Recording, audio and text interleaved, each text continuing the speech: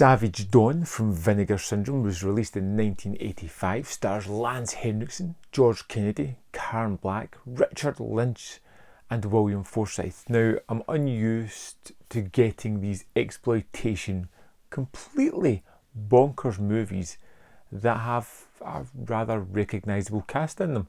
So I was already mildly curious going into this one, and it seems as though it did have a little bit of a budget, or they had an access to certain things that gave the production value a little bit of a boost, if you know what I mean.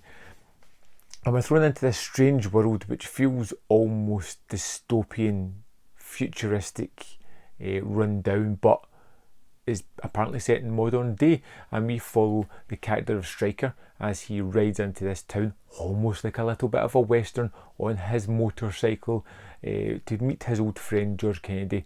And just as he kind of rolls into this town that feels almost very western, kind of tropey about it.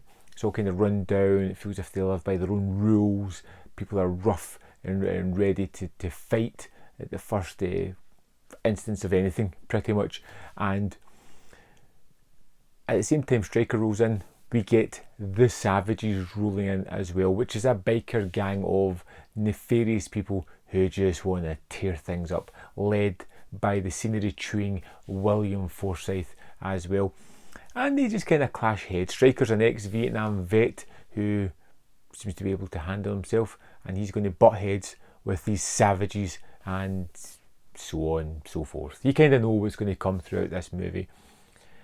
And it is, to a certain extent, really fun, but also really cheesy as well.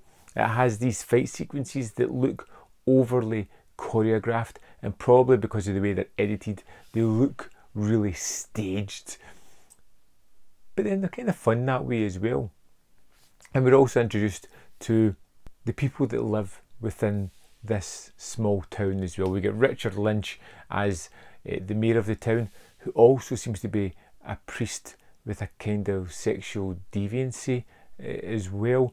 Karen Black is a kind of woman that's a matriarchal figure of this town, but then suddenly turns his back on it and comes out with one of the best lines in the movie, which was just so shocking yet perfect. And that's one of the things about this. I have lots of lines that should have been cool, that should have been, oh, that's such a great moment, but they turn out to be kind of like head scratching, you know, like, really? That doesn't really make sense. It's not really kind of threatening or funny, it's just kind of weird. And the movie just kind of escalates with these people like butting heads and having these kind of roll about fights, and then we get to the kind of end of the movie, and for no other reason other than they probably had access to it, they whip a tank into this. The Savages steal a tank, ride it into town, just start blowing stuff up, and it becomes an actual pretty good action movie. At the end, we've got George Kennedy, who is a wheelchair-bound ex-veteran who just likes to make explosives. That's what he does with his time. He just has nothing to blow up until the Savages come in, and you see him like rolling about this town at the end with this rocket launcher, just leathering people.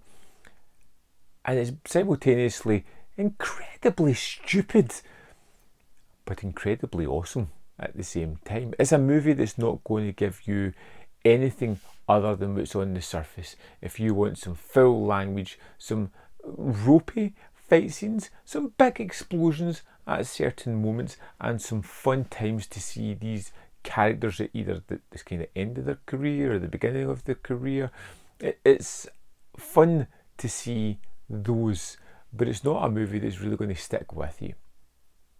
But it is entertaining if you're into this kind of thing, if you like that low budget aesthetic, if you like a lot of these actors. It's fun to see them doing these kind of different roles. I liked Savage Dawn. I didn't love it, but I found myself having a good bit of fun with it, whether I was rolling my eyes or just chuckling in disbelief of what was happening in front of me. I was engaged, I was entertained, I had fun. Savage Dawn, is one that I would recommend if you're into these kind of movies. You want to see Lance Henriksen in an early role, because he is pretty much on screen most of the time. And the transfer, as always, from Vinegar Syndrome, tremendous. The movie, if only it could live up to the transfer. I'd love to know your thoughts on Savage Dawn. Let me know in the comment box below, and I'll see you next time on Man v Film.